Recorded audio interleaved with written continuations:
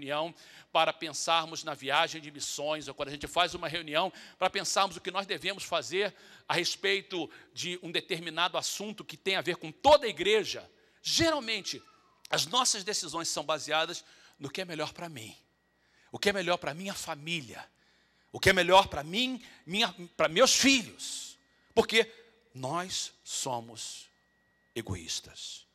Pensemos, por exemplo, na nossa motivação de dar, de dizimar. E eu não estou dizendo que isso é errado, eu estou dizendo que isso é natural. Quando a gente dá, quando a gente dizima, quando a gente oferta, geralmente a motivação por trás de ofertar é sempre: eu vou dar para Deus me abençoar também.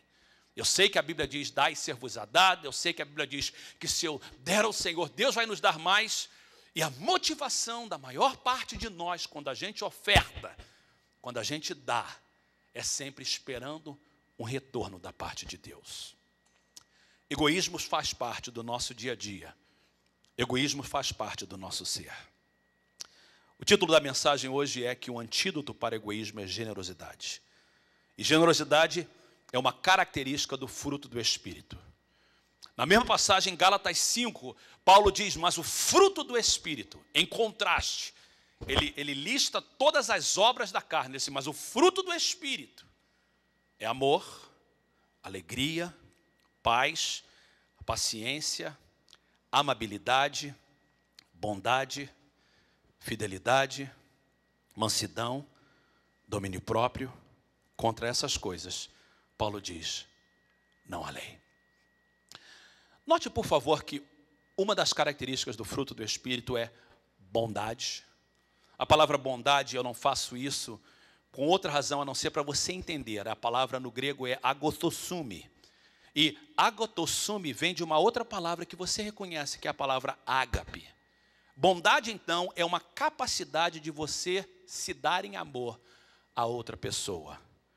Generosidade é um antídoto. Não é um antônimo. Não é o contrário de egoísmo, mas é o remédio para egoísmo. O que eu quero falar nessa manhã é que nós precisamos de entender o texto bíblico e entender que Deus chama-nos para sermos mais generosos.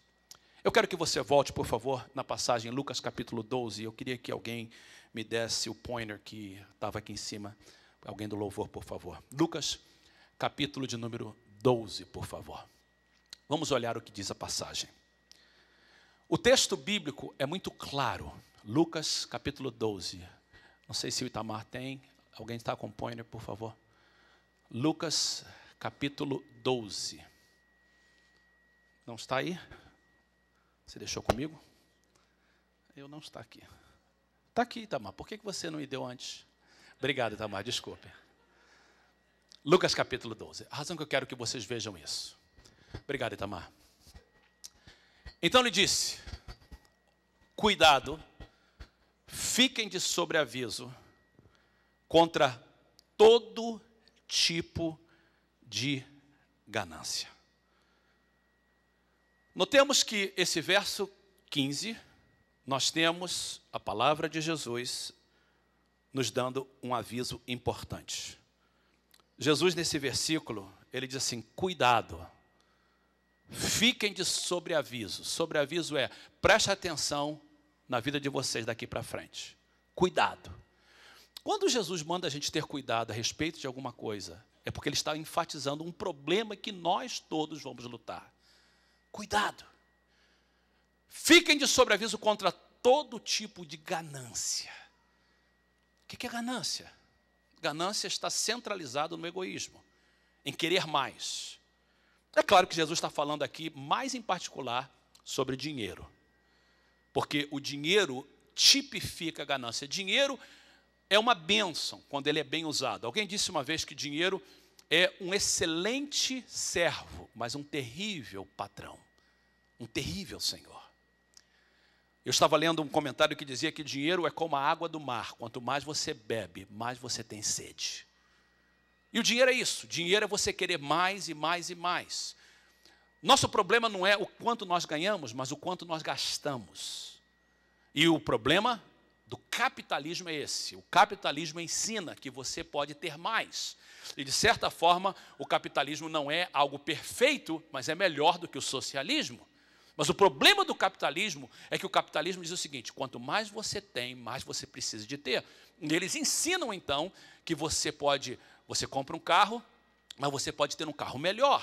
Você pode ter um carro mais caro, você usa um perfume, mas você pode ter um perfume melhor, um perfume mais caro, você tem uma roupa, mas você pode ter uma roupa melhor, uma roupa mais cara, você tem um sapato, mas por que não ter 2? E por que não ter 4? Por que não ter 6? E nós vivemos, então, rodeado por ganância. Mesmo como crente, nós precisamos de dar uma parada e dizer assim: nós temos que resolver isso, nós temos que ter cuidado com isso. E Jesus diz assim: cuidado, fiquem de sobreaviso contra todo tipo de ganância. Aí Jesus fala algo tremendo, ele diz assim: a vida de uma pessoa, e homem aí é usado no sentido geral, a vida de um homem, a vida de uma mulher, não consiste na quantidade dos seus bens. Ou seja, o mais importante na minha vida, o mais importante na sua vida, não é a nossa conta no banco, não é o tipo de carro que nós temos ou a roupa que nós usamos. Jesus manda avisar isso. Isso vai contra tudo que nós pensamos. Isso vai tudo contra tudo que nós estamos acostumados. Porque geralmente a gente fica impressionado com o carro novo da pessoa, com a roupa nova que a pessoa usou quando veio para a igreja, com aquele sapato bonito, com aquela bolsa de marca. Você vê, por exemplo, o absurdo do ser humano, que a gente compra uma bolsa, e eu falo de bolsa porque as mulheres entendem bem esse sentido, não é? Então você vê essas bolsas de marca. Eu não sei nem o preço dessas bolsas, mas tem bolsa de 200, 300, 400 dólares. E algumas pessoas, para impressionar, elas vão lá e compram uma de 20, que é falsa, mas parece com a de 400. Mas ela está disposta a usar a de 20 só para poder impressionar alguém, como se fosse real. E isso é o cúmulo da hipocrisia. As pessoas compram relógio Rolex, por exemplo. Um relógio Rolex, você pode comprar um relógio Rolex de 15 mil dólares, 20 mil dólares. E quem não tem dinheiro para isso, vai lá no México, ou então no flea market e compra por 20 dólares, para parecer que tem um de 5 mil dólares. E você vê que se a gente não tiver cuidado, a ganância faz parte do nosso dia a dia. Porque a gente pensa que a vida consiste naquilo que a gente tem. Quem tem mais, quem tem casa melhor, quem tem... E a gente começa a viver uma vida para impressionar outras pessoas.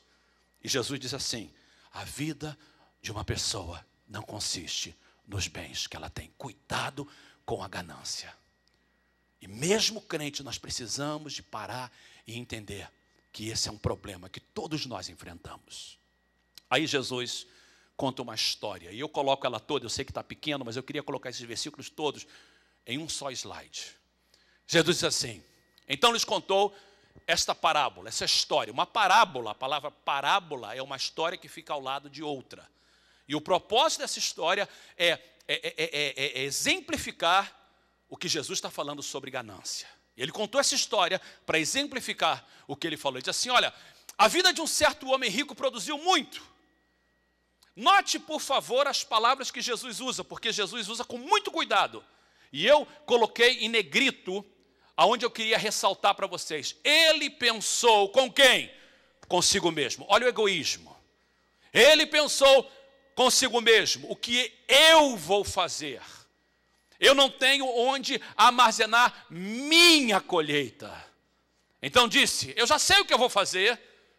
Eu vou derrubar o quê? Os meus celeiros. Construir outros maiores.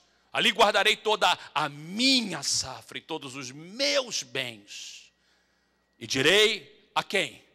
A mim mesmo: você tem grande quantidade de bens armazenados para muitos anos. Descanse, coma, beba e alegre-se. O que essa passagem não está dizendo, e é importante dizer isso, Jesus não está falando aí que nós não devemos guardar para o futuro. Jesus não está falando que nós não devemos ter uma poupança, que a gente não deve ser como a formiga, como diz o livro de Provérbios, e pensar no futuro. Não é isso que Jesus está falando. Ele está falando do problema que esse homem tinha, era ganância. E nessa ganância estava o egoísmo. O problema não é que ele tinha, o problema é que ele não compartilhava. E a vida dele